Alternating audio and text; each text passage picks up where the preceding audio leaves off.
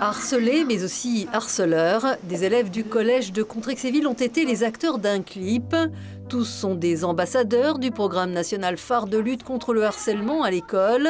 Et en ce 6 novembre, journée nationale dédiée à ce sujet de société, ils ont livré les raisons de leur engagement. Il faut soutenir et aider les élèves qui subissent de l'harcèlement au collège ou ailleurs. Et il est important pour moi que les élèves qui vont au collège se sentent bien. Le harcèlement, c'est quelque chose de répétitif, qui peut faire mal, il peut atteindre le physique ou le mental. Je regarde des fois dans la classe aussi s'il y a des gens qui se font embêter, mais dans la cour aussi, si je remarque un petit détail, j'observerai plus attentivement et après j'en parlerai. Certains ont aussi témoigné de faits hors collège qui leur ont été confiés. Il y a une certaine amie à moi qui est venue me voir en me disant que elle a eu certaines brimades avec un garçon qui l'a jugé quotidiennement sur son corps, ses formes, etc. J'en ai tout de suite parlé à une personne de l'équipe phare et donc dans les quelques jours qui suivaient, ça s'est tout de suite réglé. J'avais une amie quand j'étais en CM1, je crois, qui se faisait moquer et elle ne m'en avait pas parlé, mais je voyais bien qu'elle n'allait pas. Alors je lui ai demandé si elle avait un problème. Et elle m'a dit oui, du coup on a été tout de suite voir la maîtresse quand elle me l'a avoué.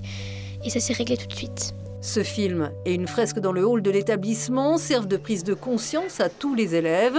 C'est essentiel pour les adultes également impliqués dans le dispositif phare. Nous, ce qu'on propose ici dans le programme phare, le fait de leur apprendre à observer et à relayer les informations, ça permet nous aussi de prendre le relais par derrière et de pouvoir régler des situations avant que ça devienne dramatique. Très important aussi pour eux parce que on vit dans une génération qui n'est pas facile à l'heure actuelle et c'est vrai que avec ce qu'on voit sur les réseaux sociaux, c'est pas évident quoi. Le mal-être est tel parfois que certains jeunes se suicident. On se souvient de Lucas, cet adolescent de 13 ans scolarisé à Golbet qui a mis fin à ses jours en 2023.